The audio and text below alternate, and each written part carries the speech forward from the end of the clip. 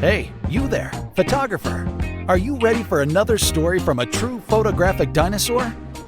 John Boggin, professional since 1977, is back with a new podcast episode full of wonderful anecdotes and useful tips from his years of experience. Get your ears ready, because this photographic dinosaur is going to take you on a fascinating journey through the world of photography. Ready for a dose of inspiration?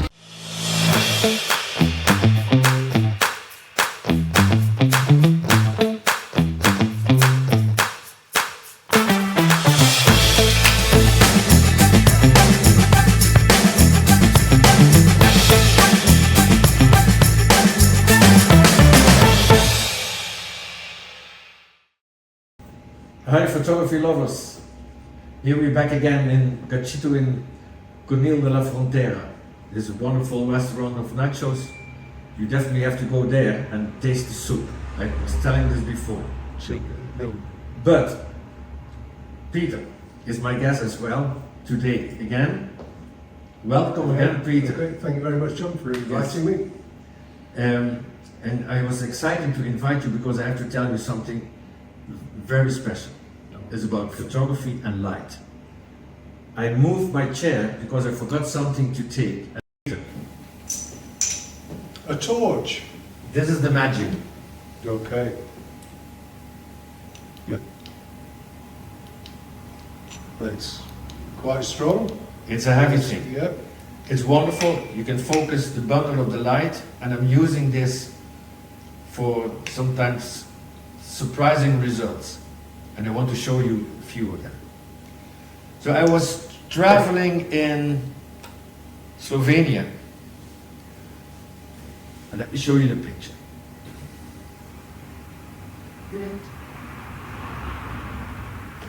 And I end up in a small village, what's called Sant Ospold. And there was this church.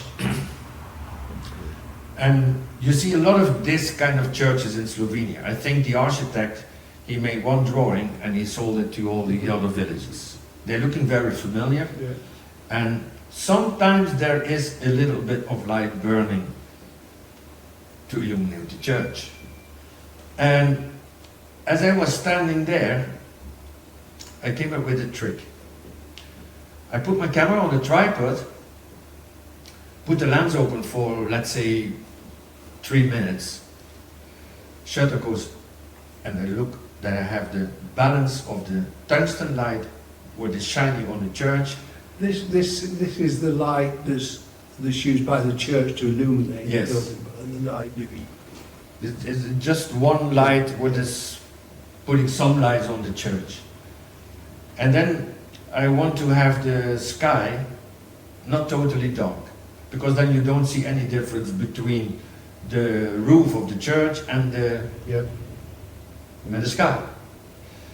But it's a poor image, because there's no light. So then I start using this torchlight. I put my lens open, and as a painter, I start bringing the light on those spots where I want to have it. On the tree, on the top of the tower, some details on the statue of Jesus Christ, and I come to this result. And that's taken at the same time, more or less. This is 15 seconds later. Yeah. I made the first one I showed you was this image what you saw before. That is this one.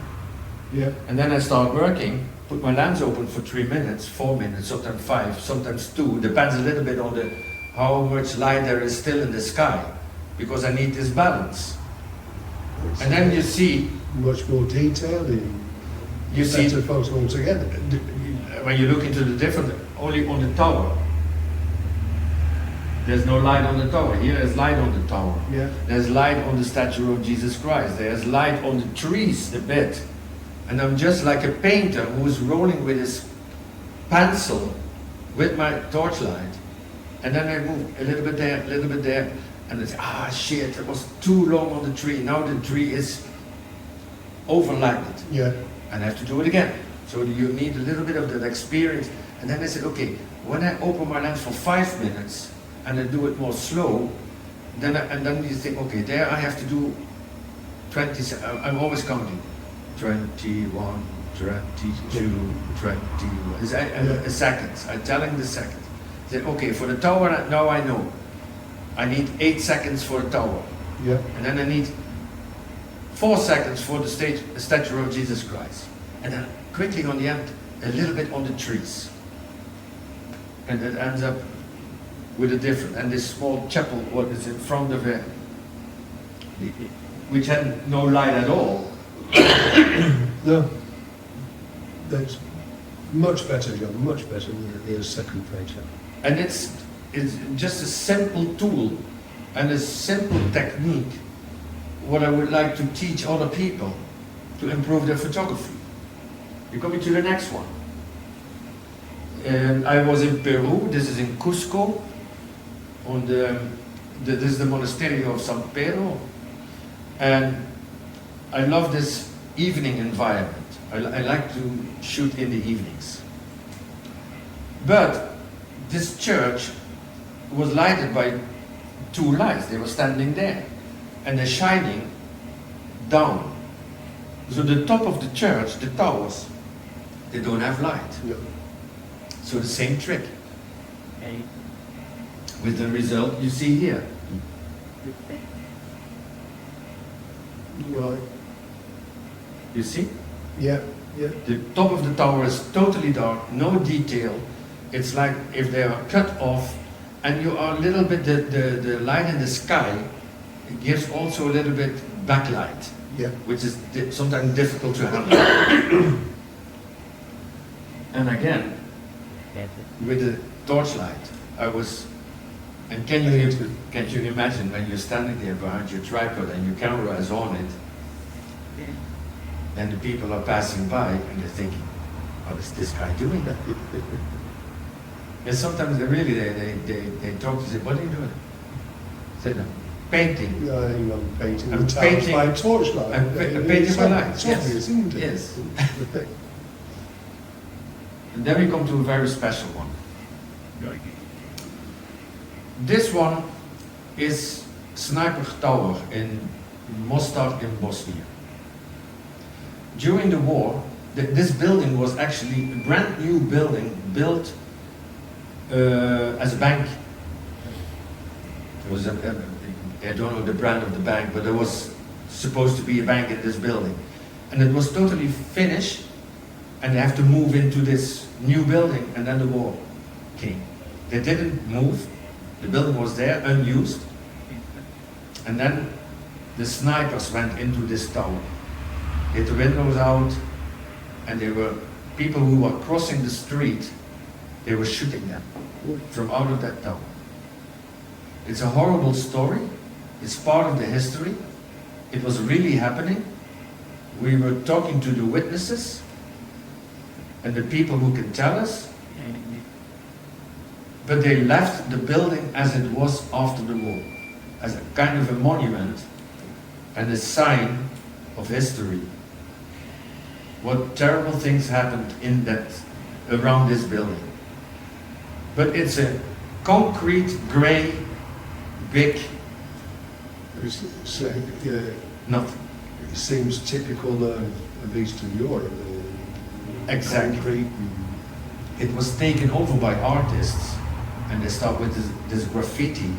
And when you have the guts to go into the building, because it's a little bit dangerous, you see the most wonderful paintings The graffiti. on the graffiti paintings and poetry written on the walls and with a particular meaning. And so it's not just a building, it's a Yes, stature war. of remembering a war, what shouldn't have happened, but it happened. And I was thinking, when so many people suffered with in the surrounding of this building, I want to do something special with it. And I start with the same trick. And it ended like this. Looks more like a disco now. I didn't saw the relationship as a disc. No. Well, compared to how it was before. Yes. With the lights. What I did is the same. I put the camera open, walk totally dressed in black. I walk to there and I start just striking with the light. You cannot, when you're holding the light, it burns immediately. But when you keep on moving it, you can spray the light a little bit over that building. And I step 5 meters to the right, next one, next one. And I'm not afraid that there's something happening with the first, because it's totally dark. When it's totally dark, the camera doesn't register any light, so I can go easily to the next one and the next one and the next one, and that takes me 5-6 minutes. And is this a technique that you've developed personally, or is it something that's been used by photographers before? You ask me a question that I can't You don't answer. know. You don't know. I'm not the only one who is a clever photographer. No. But, But- it's not a technique that you read about in books. No. For I was just photography. thinking what is the pity that there's no light on this tower of the church? Yes.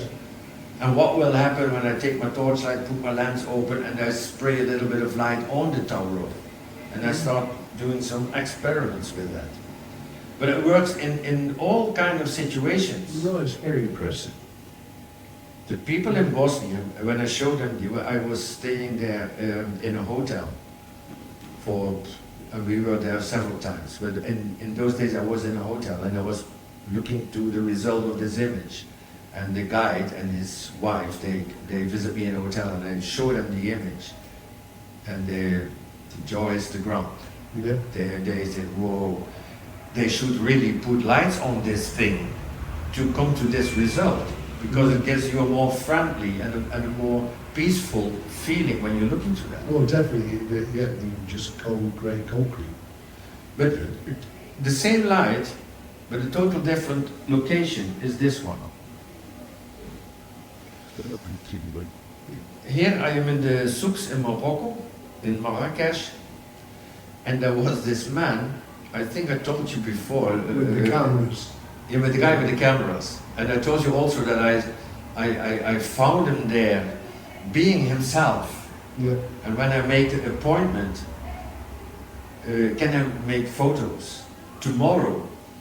He said, okay, that's fine. What time? I said, yeah, let's say about 11 o'clock. Okay, it's fine with me also. He said, and then he showed up, nicely dressed, and I would love to have him in front of my camera. How he was naturally. Yes. Yeah. Yes. But you see, it's a very, very tiny shop. It is. And you cannot put a tripod somewhere in the corner or whatever with lights. So then we end up with this one. And that means from this right corner, left corner, with this light, over shoulder, give me some highlight, give me lights on the cameras. It's wonderful to see. I want the kind of cameras. Wow. So this one is always, It's useful. yes, even when you are in a situation with people in their private home, in a lost village, in very poor circumstances, you don't want to put a light on the people because they feel shy or you shock them with the light. Mm. But when you put a light on and you put it just under the table, shining to the roof or to the wall on the right hand side, which bounce a little bit of light, it is very useful. Yeah. So you don't have to carry the big soft boxes and just toying a little bit around.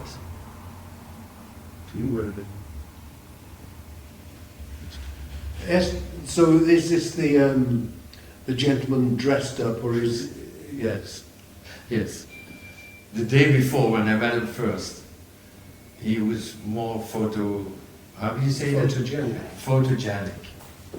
Definitely. But he was also a little bit shy, but he was also proud.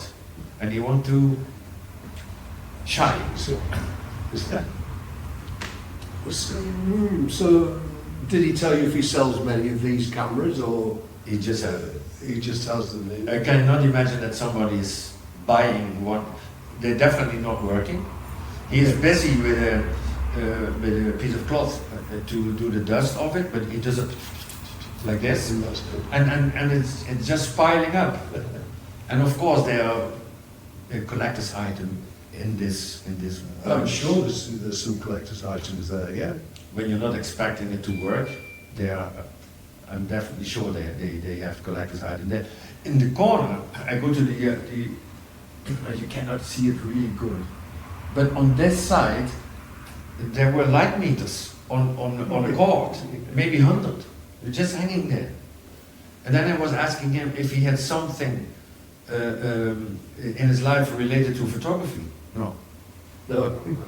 He just had the opportunity to buy, and then he started buying more, and then everybody's coming and look. And the funny thing is, in front of his shop, there's a nice sign, and it said it's forbidden to take photos. Thank you for listening and watching this podcast. Did you enjoy it? Great! Perhaps you have a question or an idea for what Jean might discuss in one of his next podcasts. Then let him know. He'd love to hear it. Your input is worth gold to John. Until the next episode.